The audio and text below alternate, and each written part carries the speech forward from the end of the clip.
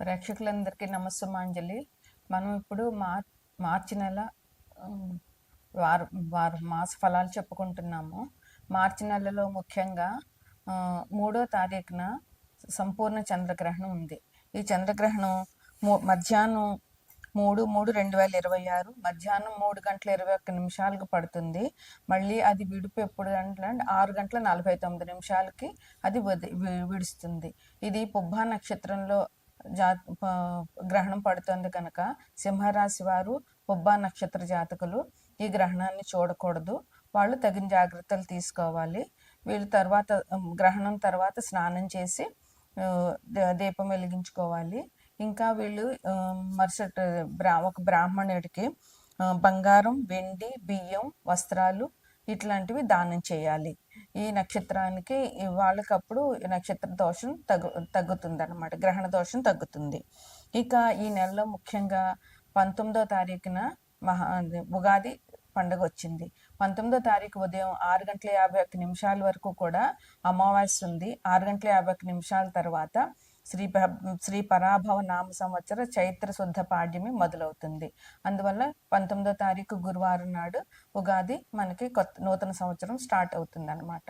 అందుకని అందరూ కూడా ఉగాది రోజున తగినంతగా దేవాలయాలు దర్శించడము, పూజ చేసుకోవడము, బాబా పూజ చేయడము ఇట్లాంటివన్నీ చేసుకోవాలి. ఈ గ్రహణానికి మీరు గ్రహణానికి ముందు అంటే 3 గంటలకు పడుతుంది కనుక మధ్యాహ్నం తొందరగా గ్రహణానికి ముందే మనకి తిన్నది అరిగిపోవాలి కనుక తొందరగా భోజనం చేయడము. తర్వాత గ్రహణం ఒకవేళ ఏదైనా మంత్ర జపం చేసుకోవాలనుకున్న వాళ్ళు పట్టు స్నానం, విడుపు స్నానం అని చేస్తారు. అంటే 3:21 స్నానం చేసి కూర్చుని మంత్రాలు వాళ్ళకి వచ్చిన మంత్రం ఏదైనా ఉంటే అవన్నీ చదువుకోవడము, మళ్ళీ గ్రహణం అయిపోయినాక స్నానం చేయడము చేస్తే ఈ గ్రహణ సమయంలో మనం చేసే ఆరాధన చాలా బలీయమైంది. చాలా ఉత్తప్పుడు చేసిన దానికంటే ఇలాంటప్పుడు చేసింది 1000 రెట్లు ఫలం మనకి వస్తుంది అనమాట. ఏ మంత్ర జపం అయినా బాగా సిద్ధిస్తుంది. ఇది తప్పకుండా చేయవలసినటువంటి మార్చి నెలలో మనకు ముఖ్యమైనటువంటి విషయాలు. ఇక్కడ తదుపరి రాశి కుంభరాశి. కుంభరాశిలో ధనిష్ట 3-4 పాదాలు, శతభిషం 4 పాదాలు, పూర్వభాద్ర 1, 2, 3 పాదాలు ఉంటాయి. కుంభరాశికి అధిపతి శని. కుంభాన్ని లగ్నంగా తీసుకుంటే లగ్నంలో రాహువు, రవి, కుజుడు, శుక్రుడు, బుధుడు 5 గ్రహాలు లగ్నంలో ఉన్నాయి. అంటే ఎంత బలంగా ఈ కుంభలగ్నం ఉంది అని అంటే అంత బలంగా ఉంది. అందులోనూ అన్ని పాపగ్రహాలే. ఒకే ఒక గ్రహం శుక్రుడు. అందువల్ల శుక్రుడు ఇన్ని పాపగ్రహాల మధ్యలో శుక్రుడు ఏమీ చేయలేడు. అందువల్ల ఈ రాశి వాళ్ళకి చాలా జాగ్రత్తగా ఉండాలి. అందులోనూ 2వ ఇంట్లో శని ఉన్నారు, 5వ ఇంట్లో గురువు ఉన్నారు, 7వ ఇంట్లో కేతు ఉన్నారు. అందువల్ల మీరు చాలా జాగ్రత్తగా ఉండాలి ఈ రాశి వాళ్ళు. ఇంకేంటంటే వీళ్ళకి అన్ని రకాలుగా ఇబ్బందులే ఉన్నాయి. బంధుమిత్రులతో కలహాలు, మీకు బీపీ, షుగర్ ఇట్లాంటివి వచ్చేటటువంటి అనారోగ్యాలు వచ్చేటటువంటి అవకాశం చాలా ఉంది. ప్రయాణాలు వస్తాయి, అనవసరంగా చేయాల్సిన ప్రయాణాలు వస్తాయి. ఇంకా మీరు ఏ పనులు అయితే అవుతాయో కానీ మీరు తలుచుకున్న పనులన్నీ కూడా పూర్తి చేయగలుగుతారు దేవుడి దయ వల్ల. ఇంకా ఆ కారణంగా కలహాలు, మీరు మాట్లాడితేనే తప్పు అనేటటువంటి పరిస్థితి వస్తుందన్నమాట. అందువల్ల మీరు చాలా జాగ్రత్తగా ఉండాలి. అది కాక ఇంకోటి ఏంటంటే శని చివరి దశలో ఉన్నారు మీకు. శని ఎప్పుడు మొదటి దశలో అయినా చివరి దశలో అయినా, మొదటి దశలో మంచి చేస్తే చివరి దశలో చెడు చేస్తాడు, మొదటి దశలో చెడు చేస్తే చివరి దశలో మంచి చేస్తాడు. అందువల్ల శని మూలంగా మీకు శని చివరి రోజులు కనుక మీకు చాలా ఒత్తిడి ఎక్కువైపోతుంది. శని మూలంగా శని మహా ఇబ్బందులు పెట్టే అవకాశం చాలా ఉంది. మీరు చాలా ఓపిక పట్టాలి, చాలా సహనం చూపించాలి, చాలా క్రమశిక్షణతో ఉండాలి. వీటి వల్లనే మీరు ఈ కష్టాలని తగ్గించుకోగలుగుతారు. ఈ శని చివరి దశ ప్రయాణం ఎట్లా ఉంటుందంటే మీకు ధనానికి సంబంధించిన విషయాల మీదన కొట్టచ్చు, కుటుంబానికి సంబంధించిన విషయాల మీదైనా కొట్టచ్చు, ఆదాయం పైన కొట్టచ్చు, ఆరోగ్యం పైన కొట్టచ్చు. అందువల్ల మీరు శనికి చాలా పరిహారాలు చేసుకోవాల్సి వస్తుంది. శనివారం నాడు శివాభిషేకం చేయండి ఖచ్చితంగా. తప్పకుండా మీకు శని నుంచి ఉపశమనం లభిస్తుంది అన్నమాట. ఇంకా అంత అభిషేకాలు చేయలేని వాళ్ళు మీరు హనుమాన్ టెంపుల్కి వెళ్ళండి. ప్రతి శనివారం 11 సార్లు ప్రదక్షిణం చేయండి. హనుమాన్ చాలీసా 11 సార్లు చదవండి. చేతనైతే చేయగలిగితే శనికి తైలాభిషేకం చెయ్యండి. దీనివల్ల మీకు శని నుంచి వచ్చేటటువంటి ఇబ్బందులు తగ్గుతాయి. మనసు స్థిరపడుతుంది అనమాట. ఒకవేళ ఇబ్బంది వచ్చినా ఎదుర్కోగలిగే శక్తిని ఆ పరమాత్ముడు మీకు ఇస్తాడు. తదుపరి రాశి మేనరాశి. మేనరాశికి అధిపతి గురువు. మేనానికి పూర్వభద్ర 4వ పాదము, ఉత్తరాభద్ర 4 పాదాలు, రేవతి 4 పాదాలు ఉంటాయి ఈ ఈ రాశిలో.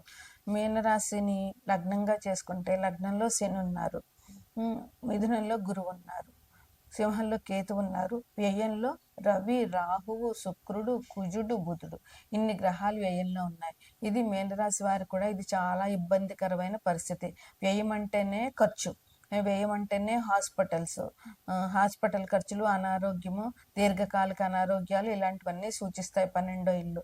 అందులో ఇన్ని పాపగ్రహాలు ఉన్నాయి అని అంటే మీనరాశి వారికి చాలా కష్టకాలం అనే చెప్పొచ్చు. ఒక్క శుక్రుడు మంచి గ్రహం అయినా కూడా ఇన్ని పాపగ్రహాల మధ్య శుక్రుడు మాత్రం ఏమీ చేయలేడు. ఇంక లగ్నంలో శని, అందుకని వీళ్ళకి ఎటు చూసినా ముందు వెనక కూడా మంచిగా లేదు కనుక మీనరాశి వారికి ఈ సంవత్సరం చాలా కష్టమే. ఎందుకంటే శని ఈ సంవత్సరం అంతా కూడా లగ్నంలోనే ఉంటారు. రాహుకేతులు కూడా ఇంకా ఇంచుమించు ఈ సంవత్సరం చివరి వరకు ఉండే అవకాశం ఉంది కనుక ఇప్పుడప్పుడే వాళ్ళు స్థాన మార్పు లేదు. ఇక ఒక్క శుక్రుడు మాత్రం 2వ తారీఖున కుంభం నుంచి మేనల్లోకి పెడతారు. రవి 15వ తారీఖున కుంభం నుంచి మేనల్లోకి పెడతారు.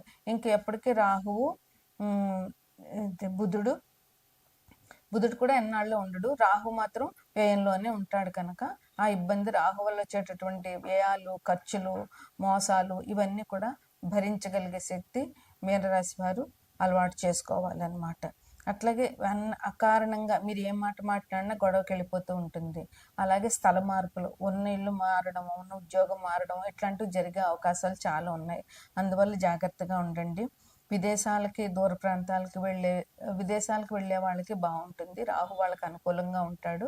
అందువల్ల విదేశాలు వెళ్ళే వాళ్ళకి మాత్రం ఈ నెల చాలా బాగుంది. అటువంటి ప్రయత్నాలు చేసుకోవచ్చు. చోర భయం ఎక్కువగా ఉంది. మీ వస్తువులు పోగొట్టుకోవడము అది జరిగే అవకాశం ఉంది కనుక మీరు చాలా జాగ్రత్తగా ఉండి ప్రయాణాలు చేసేటప్పుడు జాగ్రత్తగా ఉండండి. ఇంకా మీకు మనస్పర్ధలు, అనారోగ్యాలు ఇవన్నీ వచ్చేటటువంటి అవకాశం చాలా ఉందన్నమాట.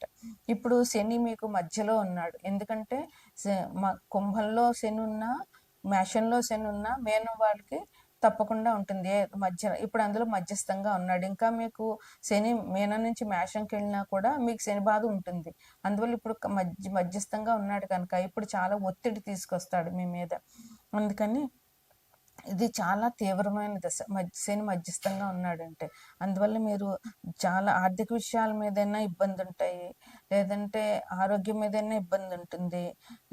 మీ ఓపికను పరీక్షిస్తాడు, తీవ్రమైన ఒత్తిడి తీసుకొస్తాడు. నిజంగా చెప్పాలంటే మీనరాశి వారికి ఇది చాలా గడ్డు కాలము, పరీక్షా సమయం. అందువల్ల మీరు ఏం చేస్తారంటే గురువు మూలంగా కొంచెం తట్టుకోగలిగే శక్తిని ఇస్తాడు. కానీ మీరు శనివారం నాడు శివాభిషేకం మానకుండా చేయడము, శనివారం నాడు హనుమాన్ టెంపుల్కి వెళ్ళి 11 ప్రదక్షిణాలు చేయడము, లేదా హనుమాన్ చాలీసా 11 సార్లు పారాయణ చేయడము, వెంకటేశ్వర స్వామి గుడికి వెళ్ళి వెంకటేశ్వర స్వామి పూజ చేయడము, ఇంట్లో వెంకటేశ్వర దీపారాధన చేయడం వల్ల మీనరాశి వారికి శని నుంచి వచ్చేటటువంటి ఇబ్బందులు తొలగే అవకాశం ఉంది.